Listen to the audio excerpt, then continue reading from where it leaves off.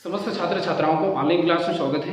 मैं रविशंकर रसगल्ले आज कक्षा 12वीं का भौतिकी पढ़ाने वाला हूँ। चलिए आज स्टार्ट करते हैं। अध्याय है आपका विद्युत आवेश तथा क्षेत्र। ठीक है, पिछले कक्षाओं में हमने इस चैप्टर से बहुत सारे क्वेश्चन को सॉल्व कर चुके हैं। आज कुछ नए क्वेश्चन चलते हैं, जैसे आपका गास के प्रमेय से कूलॉम के नियम की स्थापना। ठीक है, मोस्ट टाइमली क्वेश्चन है, वेट करेंगे आप। ठीक है, इसके लिए क्या कर लेते हैं, माना कि निर्वात में कोई मूल बिंदु O लेते हैं। ठीक है, माना कि निर्वात में कोई मूल बिंदु क्या लेते हैं, O लेते हैं, जिस पर प्लस की औसत रखा गया है। ठीक है, केंद्र O से या मूल बिंदु O से R दूरी पर, ठीक है, R दूरी पर एक बिंदु क्या लिया जाता है, P ले लिया जाता है, जिस पर विद्युत क्षेत्र की तीव्रता ज्ञात करनी है। चलिए एक बार फिर से क्लियर कर देता हूं।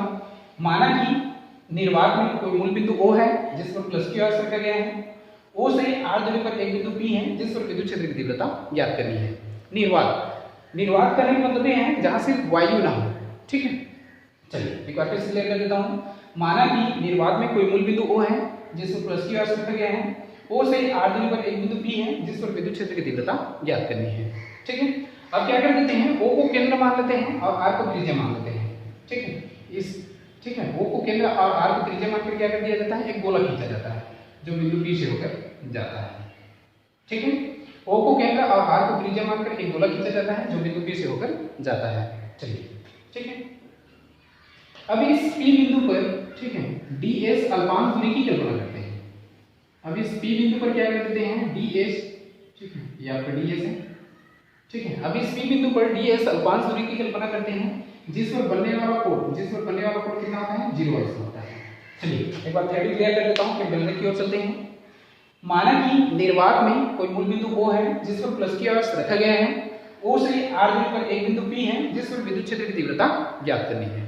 ठीक है, अब O को केंद्र और R को त्रिज्या मानकर एक गोला खींचा जाता है जो बिंदु P से होकर जाता है, जिसके कारण यह गासी पृष्ठ की भांति कार्य करता है। ठीक है, अब इस P बिंदु पर ds अल्पांश दूरी की कल्पना करते हैं जिस पर बनने वाला कोण कितना होता है, 0 अंश होता है।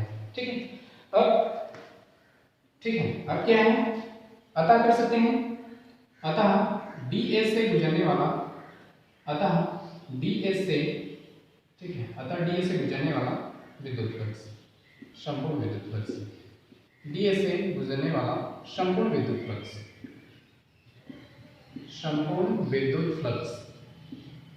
ठीक है, अतः ds से गुजरने वाला संपूर्ण विद्युत फ्लक्स मतलब फाई से डिनोट करेंगे। जहां भी संपूर्ण विद्युत फ्लक्स निकालते हैं वहां उसका रैखिक समाकलन होता है, इंटीग्रेशन होता है आपका।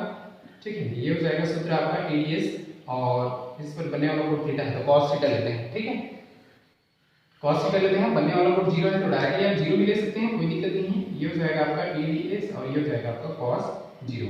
यहाँ पे साइड को कर लीजिएगा, cos 0 कितना होता है, 1। ठीक है, तो ये हो जाएगा आपका EDS और ये कितना हो जाएगा जी, cos 0 मान 1, मतलब डायरेक्टली आप लिख सकते हैं ये आपका रैखिक समाकलन, और ये हो जाएगा EDS मतलब हो जाएगा आपका E बाहर, और ये हो जाएगा आपका DS। क्लियर है सबका? क्योंकि यहीं पे बता देना चाहूंगा आपको, इसकी तो जरूरत पड़ेगा। ठीक है, क्योंकि यहाँ पे कर देना चाहूंगा मैं, ये जो रैखिक समाकलन और DS है, ठीक है, यह क्या होता है, गोले का क्षेत्रफल होता है। कितना होता है गोले का क्षेत्रफल, 4 पाई r²। यहाँ पे लिख दीजिएगा गोले का क्षेत्रफल। चलिए ये चीज भी क्लियर हो चुका। ठीक है, अब थोड़ा सा आगे चलते हैं। ठीक है, चलिए मान भी रख लीजिए, इसको मैं यहाँ पे रख देता हूँ, ध्यान देंगे आप। ठीक है, ये हो जाएगा आपका E और इंटू हो जाएगा आपका 4 पाई r²। ठीक है, अब इसको क्या मान लेते हैं हम लोग, समीकरण फर्स्ट मान लेते हैं। ठीक है, ये आपका फाई है, phi is equal to E into 4 pi r², ये आपका इंटीग्रेशन ds। ठीक है, ये क्या होता है, 4 पाई r² गोले का क्षेत्रफल, इसी को यहाँ रख दिया है। ठीक है, ये आपका क्या हो चुका, इक्वेशन फर्स्ट। क्लियर हो चुका सबका? चलिए आगे बढ़ते हैं थोड़ा सा। इक्वेशन फर्स्ट आ चुका। अब क्या है, क्योंकि हम जानते हैं गास का प्रमेय। ठीक है, इक्वेशन फर्स्ट हो गया। चलिए इक्वेशन फर्स्ट को यहाँ पे लिख देना चाहूंगा मैं। देखिए फाई इक्वल कितना आ चुका है इक्वेशन फर्स्ट में। ठीक है, इक्वेशन फर्स्ट में आ चुका आपका E इंटू क्या है आपका 4 पाई r²। ठीक है, ये क्या है, इक्वेशन फर्स्ट है। क्लियर हो चुका सबको, स्ट्रक्चर की जरूरत है हमें। ठीक है, अब चूंकि हम जानते हैं, ठीक है, गास का प्रमेय, ठीक है, गास का प्रमेय, क्योंकि गास के प्रमेय से ही समझाना है। फाई स्क्वायर कितना होना चाहिए आपका, Q अपान स्मॉल 0, या फिर क्या इक्वेशन 2। किसी बल पृष्ठ से गुजरने वाला संपूर्ण विद्युत फ्लक्स का मान उस पर उपस्थित आवेश के 1 अपान स्मॉल 0 के गुणनफल के बराबर होता है। 1 अपान, ठीक है, संपूर्ण विद्युत फ्लक्स का मान उस पर उपस्थित आवेश के 1 अपान स्मॉल 0 के गुणनफल के बराबर होता है। इसे क्या कहते हैं, गास का प्रमेय, ठीक है। चलिए तो दोनों को कंपेयर कर सकते हैं हम लोग, ठीक है। समीकरण 1 बराबर समीकरण 2 कर देते हैं। यहाँ लिख दीजिएगा समीकरण 1 और, ठीक है, समीकरण 1 और समीकरण 2 की तुलना। चलिए तुलना कर दीजिए, कितना हो जाएगा, E इंटू ये हो जाएगा आपका 4 pi r square is equal to हो चुका Q अपान स्मॉल 0। क्लियर हो गया सबका, ठीक है। तो E इज इक्वल कितना हो जाएगा जी आपका, ये हो जाएगा Q अपान 4 पाई स्मॉल 0 और ये आपका आर स्क्वायर, ठीक है। इसको आप अच्छे से लिखिए, कितना हो जाएगा जी, E इज इक्वल टू हो जाएगा आपका 1 अपान, ठीक है, 4 pi small 0 into Q upon r square. देखिए यही विद्युत क्षेत्र की तीव्रता का अभिष्ट व्यंजक है, ठीक है। यहाँ पे लिख लीजिएगा, यही विद्युत क्षेत्र की तीव्रता का अभिष्ट व्यंजक है। अब क्या है, आपको गास के प्रमेय से कूलाम के नियम का स्थापना करना है, ठीक है। ये तो विद्युत क्षेत्र की तीव्रता का व्यंजक है, मतलब कुछ चीज बाकी है आपका, ठीक है। देख लीजिए विद्युत क्षेत्र की तीव्रता का व्यंजक में है 1 upon 4 pi small 0 into Q upon r square, ठीक है। चलिए अब क्या करना है, आपको कूलाम के नियम की स्थापना करना है। आप विद्युत क्षेत्र की तीव्रता का मान निकाल चुके, अब थोड़ा सा आगे चलते हैं, ठीक है। चलिए ये हो गया, ठीक है। आप क्या निकाल चुके हो, विद्युत क्षेत्र की तीव्रता का मान निकाल चुके हैं 1 अपान 4 पाई स्मॉल 0 इंटू क्या निकाल चुके Q upon r square. Clear है सबका, ठीक है। अब क्या करना है, आपको गास के प्रमेय से कूलाम के नियम की स्थापना करना है। अब क्या करते हैं, माना कि इस P बिंदु पर Q0 आवेश की कल्पना करते हैं, ठीक है। माना कि P बिंदु पर Q0 आवेश की कल्पना करते हैं, माना, ठीक है,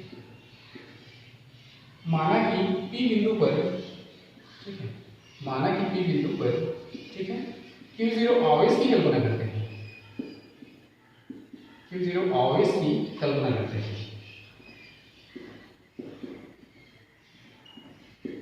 ठीक है। तो इस पर लगने वाला बल, तो इस पर, ठीक है, लगने वाला बल, तो इस पर लगने वाला बल कितना हो जाएगा जी आपका, ठीक है, आप अच्छे से लिखिएगा। तो इस पर लगने वाला बल F से डिनोट करेंगे, बल बराबर होता है आपका तीव्रता, ठीक है, गुणी आवेश। तीव्रता गुणी क्या होता है, आवेश। क्लियर है सबका, तो देख लीजिए तीव्रता क्या है आपका E है और आवेश क्या है आपका Q0 है। चलिए ये चीज क्लियर हो चुका, अब इस चित्र की जरूरत नहीं है, ठीक है। चलिए अब यहाँ पे फॉलो कर दीजिए, F इज इक्वल कितना हो जाएगा आपका, तीव्रता क्या है 1 upon 4 pi small 0 into Q upon r square. अभी निकाले थे हम लोग विद्युत क्षेत्र की तीव्रता का, ठीक है, और इंटू क्या है आपका Q0 है, ठीक है।